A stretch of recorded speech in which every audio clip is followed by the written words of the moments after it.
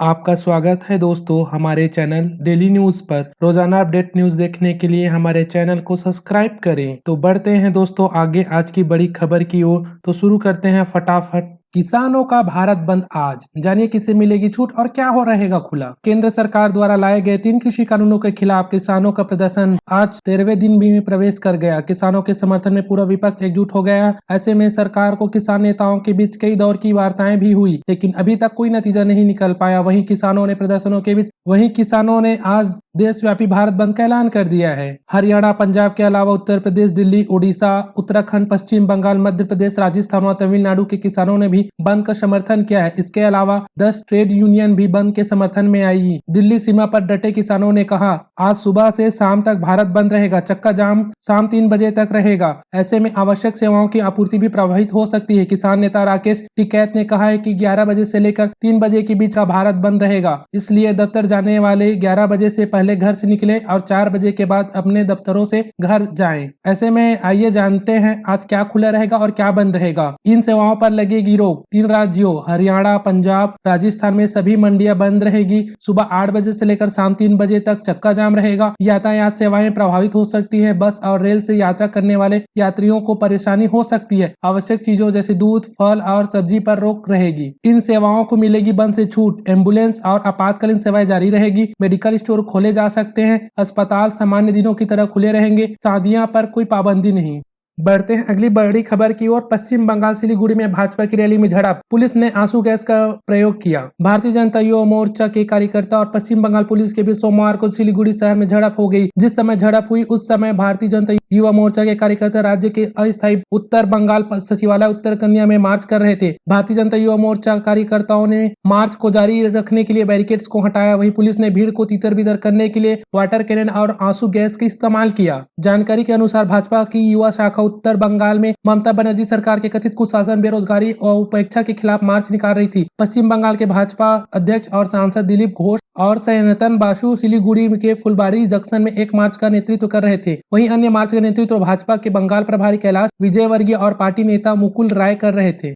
अगली बड़ी खबर उत्तर प्रदेश से है। किसान यात्रा की जीत पर अड़े पूर्व मुख्यमंत्री अखिलेश यादव गिरफ्तार, लोकसभा अध्यक्ष से हस्तक्षेप की मांग की। किसान यात्रा में शामिल होने जा रहे समाजवादी पार्टी के राष्ट्रीय अध्यक्ष एवं पूर्व मुख्यमंत्री अखिलेश यादव को लखनऊ में पुलिस ने गिरफ्तार कर लिया। उन्हें इको गार्डन ले जाया गया। इसके पहले जब वह अपने लखनऊ स्थित घर से कन्नौज में प्रस्तावित किसान यात्रा में शामिल होने के लिए निकले तो पुलिस ने उनकी फ्लीट रोक ली, जिस पर अखिलेश यादव पैदल ही चल पड़े। उन्हें आगे बढ़ने से रोका गया तो वह सड़क पर ही धरने पर बैठ गए, जिस पर पुलिस ने धारा 144 के उल्लंघन पर उन्हें गिरफ्तार कर लिया। वहीं किसानों के मुद्दे पर प्रदर्शन कर रहे समाजवादी पार्टी के कार्यकर्ताओं को नियंत्रित करने के लिए पुलिस ने उन पर लाठीचार्ज कर दिया। समाजवादी पार्टी कार्यकर्ता लखनऊ के विक्रमादित्य मार्ग पर स्थित पार्टी कार्यालय पर प्रदर्शन करने पहुंचे थे। बता दें कि अखिलेश यादव द्वारा शनिवार को किसान यात्रा का आह्वान करने के बाद सोमवार सुबह ही विक्रमादित्य मार्ग पर भारी पुलिस बल तैनात कर दिया गया था। इसके बावजूद समाजवादी पार्टी कार्यकर्ता प्रदर्शन के लिए पहुंचे। प्रदेश के अलग अलग जिलों में भी समाजवादी पार्टी कार्यकर्ताओं ने प्रदर्शन किया, जिस पर उन्हें पुलिस ने हिरासत में ले लिया है। अखिलेश यादव कन्नौज में किसान मार्च करने जा रहे थे, लेकिन प्रशासन ने अनुमति नहीं दी। जिलाधिकारी राकेश कुमार मिश्र ने कहा कि अभी कोरोना वायरस खत्म नहीं हुआ है, लिहाजा भीड़ जुटाने की अनुमति किसी भी स्थिति में नहीं दी जा सकती। समाजवादी पार्टी मुखिया को पत्र भेजकर इस पर अवगत करा दिया गया है। प्रशासन का कहना है कि अगर किसी भी भीड़ जुटती है तो कार्रवाई की जाएगी। लोकसभा अध्यक्ष से हस्तक्षेप की मांग की। गिरफ्तार होने पर अखिलेश यादव ने लोकसभा अध्यक्ष से मामले में हस्तक्षेप की मांग की। उन्होंने कहा कि किसान यात्रा में शामिल होने से रोकना मेरे लोकतांत्रिक अधिकारों का हनन है। बता दें कि अखिलेश यादव आजमगढ़ से सांसद है, अतः उन्होंने पत्र लिखकर लोकसभा अध्यक्ष से हस्तक्षेप की मांग की है।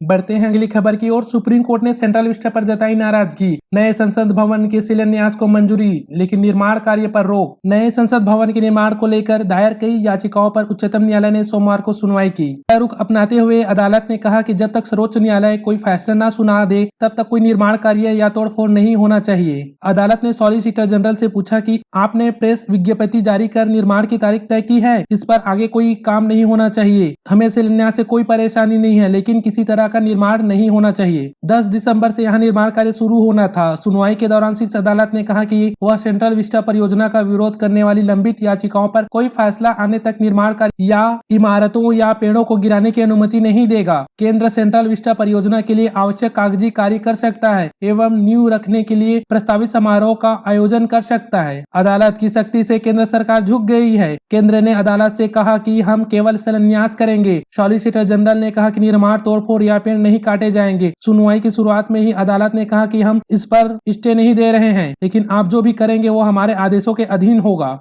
बढ़ते हैं अगली खबर की ओर। दिल्ली के मुख्यमंत्री अरविंद केजरीवाल पहुंचे सिंघू बॉर्डर। कहा केंद्र ने हम पर बनाए स्टेडियम को जेल बनाने का दबाव। दिल्ली हरियाणा के सिंघू बॉर्डर पर पहुंचे अरविंद केजरीवाल के साथ उनकी पूरी कैबिनेट भी थी। वह दिल्ली सरकार द्वारा किसानों के लिए किए गए इंतजामों का जायजा लेने पहुंचे थे। इस तरह किसानों का आंदोलन चलने के दौरान सिंघू बॉर्डर पहुंचने वाले केजरीवाल पहले मुख्यमंत्री बन गए हैं। हालांकि अरविंद केजरीवाल सिंघू बॉर्डर जरूर पहुंचे, लेकिन वह मुख्य मंच तक नहीं जा पाए। इसकी वजह से किसानों का नेताओं से दूर रहना। किसान नहीं चाहते कि उनके इस आंदोलन को किसी नेता या पार्टी से जोड़ा जाए। केजरीवाल ने यहां पहुंचकर कहा कि हम शुरू से किसान आंदोलन के साथ खड़े हैं। मैं किसानों की मांग से सहमत हूं। मुझे लगता है कि उनकी सभी मांग जायज है। सरकार को उनकी बात माननी चाहिए। मैं आज यहां मुख्यमंत्री बनकर नहीं आया, मैं यहां उनका सेवक बनकर आया हूं। मैंने यहां की व्यवस्था भी देखी है। कुछ पानी की दिक्कत है, उसे ठीक कर लिया जाएगा। बढ़ते हैं अगली बड़ी खबर की ओर। किसानों के समर्थन में अवार्ड लौटाने पर अड़े 30 खिलाड़ी। राष्ट्रपति भवन जाने से पुलिस ने रोका। देश की राजधानी में जुटे किसानों के लिए समर्थन बढ़ता जा रहा है।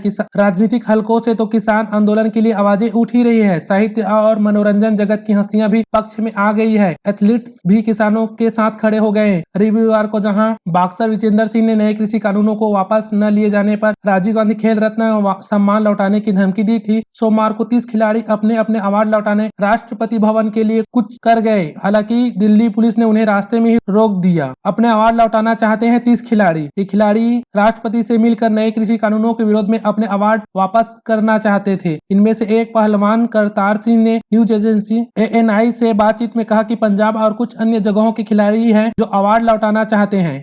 प्रधानमंत्री नरेंद्र मोदी आज इंडिया मोबाइल कांग्रेस को संबोधित करेंगे। PMO ने बयान जारी कर कहा कि IAMC 2020 का आयोजन भारत सरकार की दूरसंचार विभाग और cellular operators association of India COIAI की तरफ से किया जा रहा है। इसका आयोजन 8 से 10 दिसंबर 2020 तक किया जाएगा। इसने बताया कि प्रधानमंत्री नरेंद्र मोदी आज सुबह 11:15 बजे इंडिया मोबाइल कांग्रेस 2020 के उद्घाटन सत्र को ऑनलाइन संबोधित करेंगे। IAMC 2020 का विषय समग्र अन्वेषण, स्मार्ट, सुरक्षित, टिकाऊ है और इसका उद्देश्य प्रधानमंत्री के आत्मनिर्भर भारत, डिजिटल समावेश और निरंतर विकास उद्यम तथा अन्वेषण को बढ़ावा देना है। PMO ने बताया कि इसका उद्देश्य विदेशी और स्थानीय निवेश को गति देना, दूरसंचार तथा उभरते प्रौद्योगिकी सेक्टर के क्षेत्र में शोध और विकास को प्रोत्साहित करना है।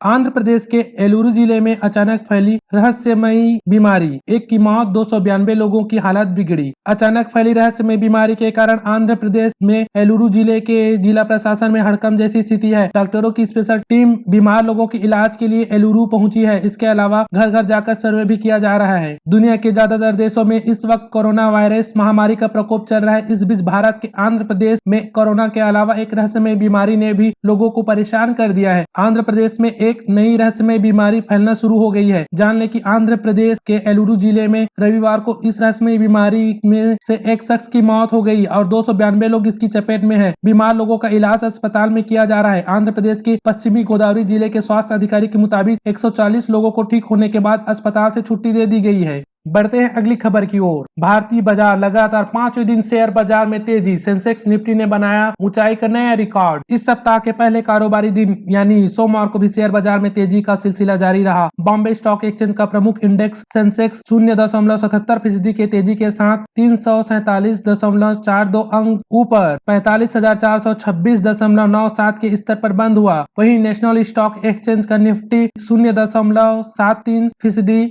97 0.20 अंक की तेजी के साथ 13,355.75 के स्तर पर बंद हुआ। कारोबार के दौरान सेंसेक्स निफ्टी ने अपना अब तक का नया रिकॉर्ड स्तर कायम किया है। मालूम हो कि कोविड-19 वैक्सीन से जुड़ी खबरों तथा अमेरिका में एक और प्रोत्साहन पैकेज से जुड़े घटनाक्रमों से इस सप्ताह शेयर बाजारों की दिशा तय होगी। विश्लेषकों ने यह राय जताते हुए कहा है कि निवेशकों की निगाह कोरोना वायरस से जुड़ी खबरों के साथ वैश्विक घटनाक्रमों पर भी रहेगी। सोना वायदा हुआ महंगा, चांदी की कीमत में गिरावट। भारतीय बाजारों में आज सोने की वायदा कीमत में तेजी आई, वहीं चांदी की कीमत सस्ती हुई। एमसीएक्स पर सोने की वायदा कीमत 0.15% बढ़कर 49,271 रुपए प्रति 10 ग्राम हो गई, जबकि चांदी की दर 1.42% गिरकर 62,905 रुपए प्रति किलोग्राम हो गई।